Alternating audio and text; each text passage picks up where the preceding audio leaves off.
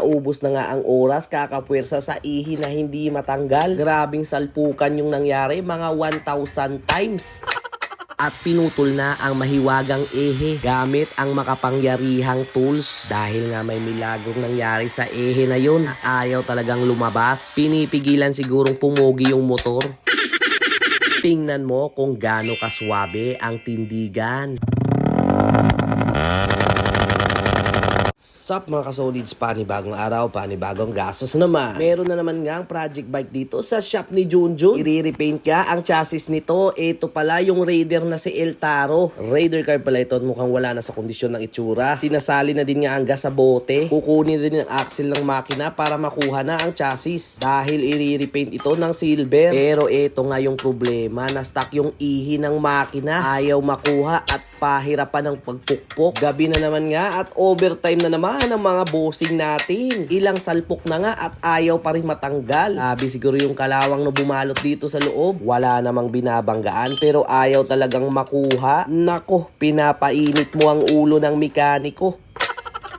Sino ba naman ang hindi mag-aalboroto dito pag ganito? Hay nako, napakahirap talagang maging mekaniko. Lalong-lalo na pag barat pa sa labor ang customer mo.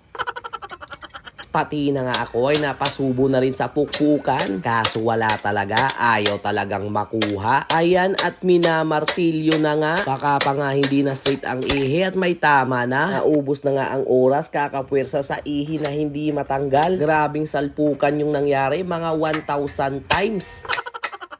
Nako, pag ikaw talaga ang gagawa dito, kakamot ka talaga ng ulo. Hanggang sa nag-decide na lang nga, naputuli na lang ang ihi at bumili na lang ng bago. Ikaw ba naman na pukpok ng pukpok dyan? Hindi ba sasakit ang ulo mo? At pinutol na ang mahiwagang ehe gamit ang makapangyarihang tools. Dahil nga may milagrong nangyari sa ehe na yun, ayaw talagang lumabas. Pinipigilan sigurong pumugi yung motor. At sa wakas, ito na'y nalutas. Nakuha na rin sa wakas ang hinayupak na ehe na yan. Mainit-init pang lalabas.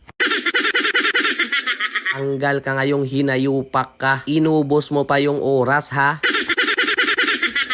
Tapos na ang pintahan at isasalpak na ang chassis. At after nyan, step by step nang ilalagay ang mga parts. Pati na din ang mga wirings. At pagka umaga ay eto na ang itsura niya. Halos 50% na ngang naisalpak ang mga pyesa. Ganda ng pintura, parang madugong pula. Na medyo may halong gold. Babagay talaga ito sa mga pyesa ng halos CNC. At eto naman ang itsura niya pag iniilawan. Mukhang hugas na lang ang kulang. At pwede nang iratrat ulit sa motor show. Sabik pa naman sa loudest pipe ang may-ari nito. Tingnan mo kung gaano kaswabe ang tindigan. Sheesh, napaka-solids.